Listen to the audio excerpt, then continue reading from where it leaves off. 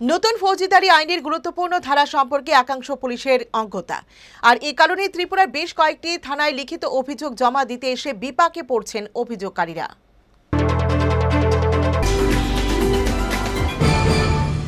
নতুন ফৌজদারি আইন দেশে চালু হওয়ায় বিশেষ করে ত্রিপুরা রাজ্যের বেশ কয়েকটি থানায় মামলা গ্রহণে কিছুটা বিলম্ব হচ্ছে। লক্ষণীয় বিষয়, আগরতলার প্রধান কয়েকটি থানায় এ ব্যাপারে তদন্তকারী পুলিশ অফিসারদের একাংশের বিশেষ দুর্বলতা চোখে পড়ছে।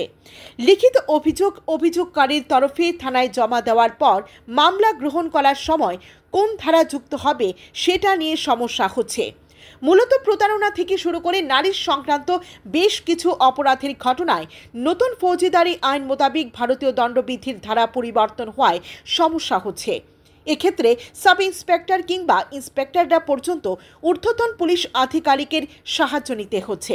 রাজধানীর একটি মহিলা থানায় পৌঁছে লক্ষ্য করা গেছে, নির্যাতিতা থানায় লিখিত অভিযোগ জমা দেওয়ার পর কোন ধারায় মামলা গ্রহণ করা হবে সে নিয়ে মহিলা পুলিশ অফিসার ঊর্ধ্বতন অফিসারকে ফোন করে এক্ষেত্রে সাহায্য করার জন্য অনুরোধ করছে। শিশুদের অপরাধের ঘটনার ক্ষেত্রে একই রকম সমস্যা দেখা দিচ্ছে।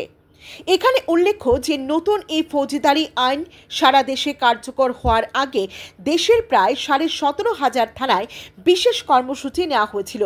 এক্ষেত্রে ত্রিপুরা রাজ্যের বিভিন্ন থানায় কর্মসূচি হয়েছিল। মূলত ছাত্র, যুব, মহিলা এবং প্রবীণদের মধ্যে নতুন ফৌজদারি আইন সম্পর্কে সচেতনতা প্রচার করার জন্যই এই কর্মসূচি। জিরো এফআইআর, অনলাইনে অভিযোগ দায়ের, সমন পাঠানো এবং বাধ্যতামূলক ভিডিওগ্রাফির মতো বিষয়কে জলের মতো সহজ করে ফেলতে কম করে 40 লক্ষ তৃণমূল স্তরের কর্মীকে প্রশিক্ষণ দেওয়া হয়েছিল।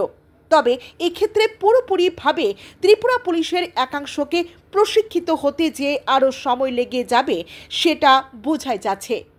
Bureau report, headlines, Tripura national.